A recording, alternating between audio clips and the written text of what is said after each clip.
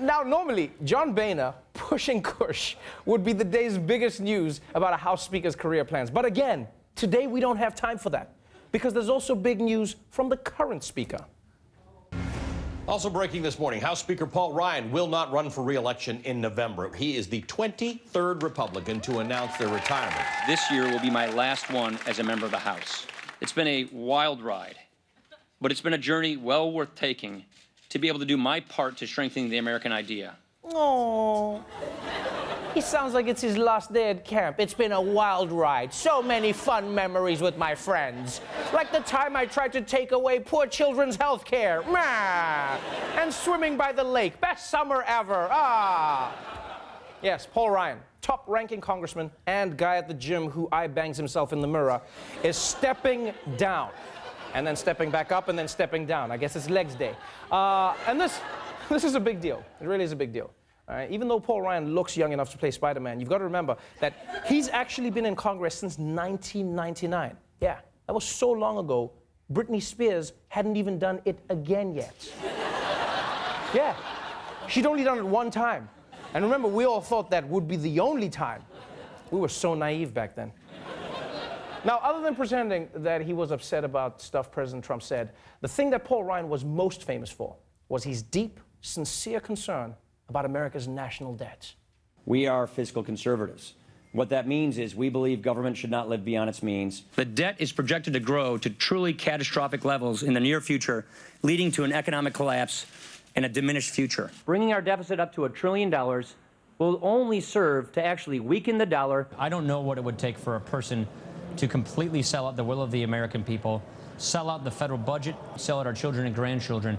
What on earth could you be given in legislation to make you vote for that? Tax cuts? Oh, I got it right. I got it right. Thank you. Thank you.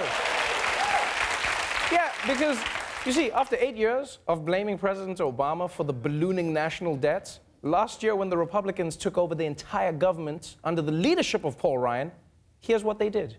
The two biggest achievements for me are, first, the major reform of our tax code for the first time in 36 years, which has already been a huge success for this country, and that's something I've been working on in my entire adult life. New forecasts say the U.S. budget deficit will balloon in the next few years, largely thanks to the Republican tax cuts. The CBO says it'll hit $1 trillion by 2020.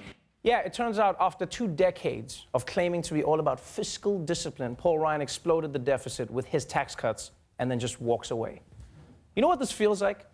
It's like you're walking in the desert with someone, and every time you take a sip of the water, he's like, hey, don't waste the water. Dude, not so much, slow down. And you're like, okay, fine, why don't you hold the canister? And he takes it, and then he's like, wet t-shirt contest! Woo! Woo!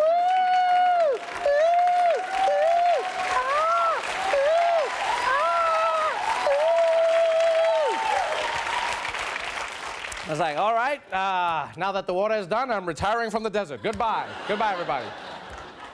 Yeah, but I mean, look, come on, let's not be haters. What's a few $1 trillion between friends, right? Just because Paul Ryan turned out to be a complete fraud doesn't mean we can't give him the send-off that he deserves.